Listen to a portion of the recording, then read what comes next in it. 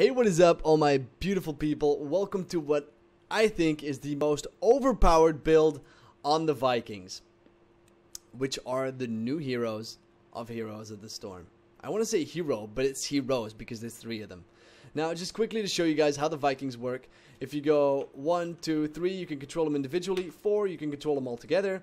And yeah, their basic abilities you got to spec, otherwise you don't have any abilities at all at level 1 or level 0. So, let's go over their abilities. Olaf the Stout. Every 8 seconds, Olaf can block a basic attack, reducing its damage by 75%, can store up to 2 charges. Your basic block on every tank.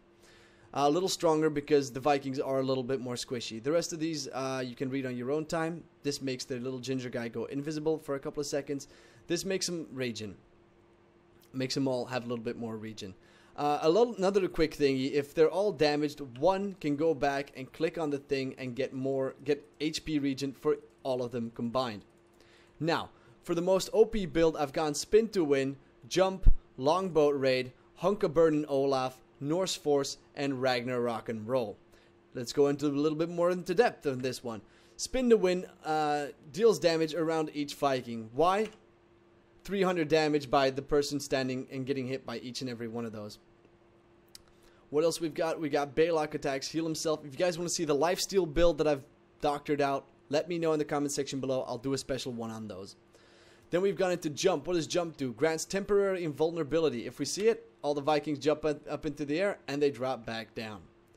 Really good to, for example, to get out of turret range. Now, you can't really jump over stuff, over fences, over gates, over whatever with it, which I think is a little sad because that would make it OP, but otherwise it's still good.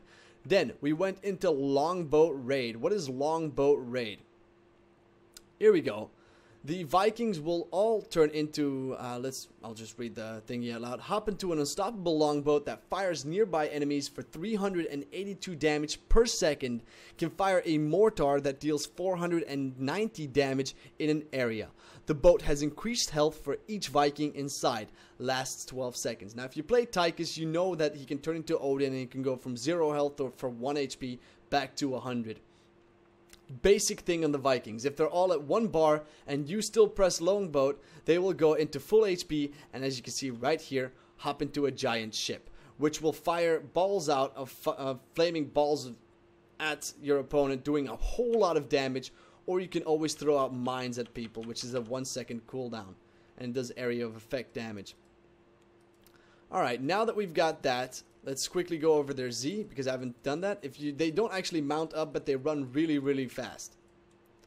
Each one of them has their own I'll go over that in a second. The rest of the abilities are Hunkaburden Olaf. Why? Because Olaf does burning damage to each enemy around him for 81 damage per second to all the enemies. Since Olaf is the tanky one, he's likely to survive longer than the rest. Then we've got Norse Force. All Vikings gain a shield. 64 KB marathon. Also pretty OP in my attention. Large and charge, not too strong. Because I think it needs to either stun for longer or the cooldown on his charge needs to be lower because it's 8 seconds. I'll go over the cooldown in just a second. Then we've got level 20, Ragnarok and Roll, increased combat power. The boat can attack 2 targets at once, and the range of its mortar is increased by 100%, making it a lot more efficient, a lot more damagey, and all in all, just a beast of an ultimate, really.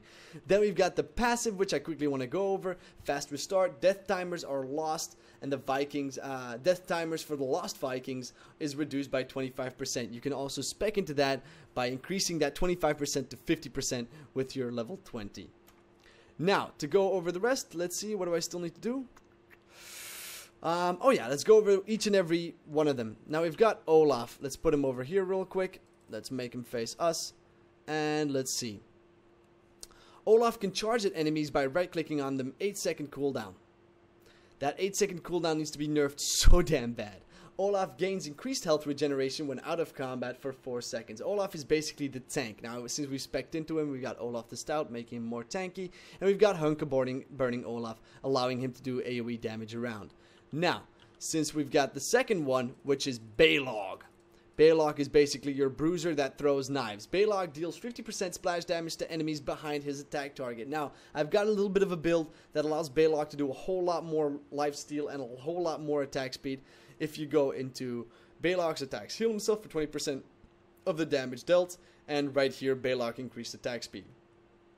Now, Baleog deals 50% splash damage to nearby enemies behind the attack target. So if I were to attack little thingy over here, I'll actually toggle the minions and show it to you guys real quick. It will do a cone splash damage behind Baleog. You see? The knives fan out around Baleog, doing damage to all the ones around it. Toggle minions off. So now that we've covered Baleog, let's go into Erik. Erik is one of my little favorites because he's just so adorable when he runs around. Right here, we've got Erik. Erik moves faster than the other Vikings and has a longer attack range. Now, if you're going to go into the lifesteal build, you can right here, Erik heals himself as long as he is running, allowing Erik, so as long as Erik's running around, he will be doing damage.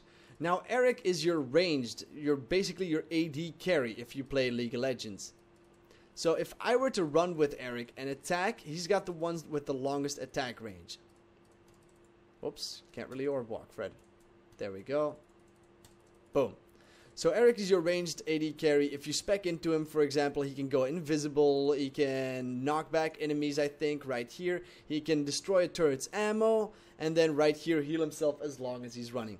What I also think is pretty strong and worth mentioning is, let's turn off the minions, is Mercenary Lord. Mercenary Lord, siege and bruiser mercenaries near your hero deal 50% more damage. If you're really good with micromanaging, and I'm sure there's going to be pros out there that'll do it, you can put a Viking in each lane, allowing your mercs to do so much 50% more damage. So each lane, if there's a merc camp in each lane, will do 50% more damage and push out a lot harder.